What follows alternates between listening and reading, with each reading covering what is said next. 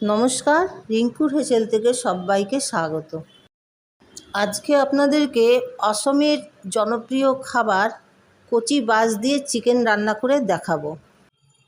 কচি বাঁশগুলোকে যতক্ষণ ছাড়ানো যায় ছাড়িয়ে আমি স্লাইস করে কেটে একটু সিদ্ধ করে নিলাম। সিদ্ধ হয়ে গেলে এটাকে আমি জল ঝরিয়ে একটা বোলের মধ্যে রেখে দিচ্ছি।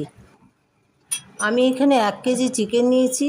চিকেনটাকে ম্যারিনেশন করার জন্য আমি কাঁচা লঙ্কা বাটা, 1 টিস্পুন রসুন বাটা, 1 টিস্পুন আদা বাটা, জিরের গুঁড়ো, ধনিয়ার গুঁড়ো, লঙ্কার গুঁড়ো, লাল লঙ্কার গুঁড়ো, হলুদ গুঁড়ো, 3 চামচ টক দই, স্বাদ অনুসারে নুন আর 2টো তেজপাতাকে 2 টুকরো করে নিয়েছি।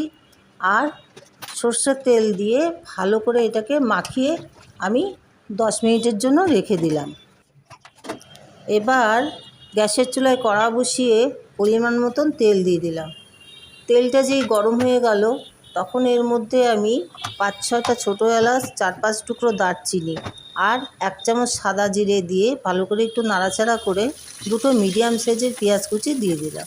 পেঁয়াজটা যেই লাল লাল করে ভাজা হয়ে গেল তখন ম্যারিনেট করা চিকেনগুলো দিয়ে ভালো করে একটু নাড়াচাড়া করে তার মধ্যে কচি বাঁশগুলো যে কেটে রাখা হয়েছিল সিদ্ধ করে সেগুলো আমি দিয়ে 4-5টা রসুন, গোটা রসুনও দিয়ে দিলাম।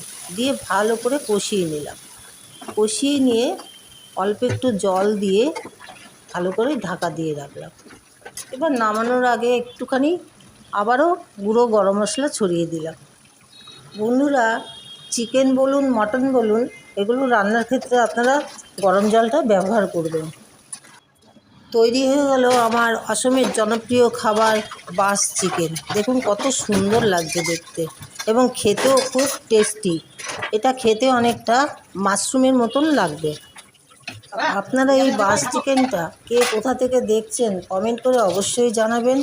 আর লাইক এবং সাবস্ক্রাইব করে যারা নতুন বন্ধু তারা আমার পাশে থাকবেন। ধন্যবাদ।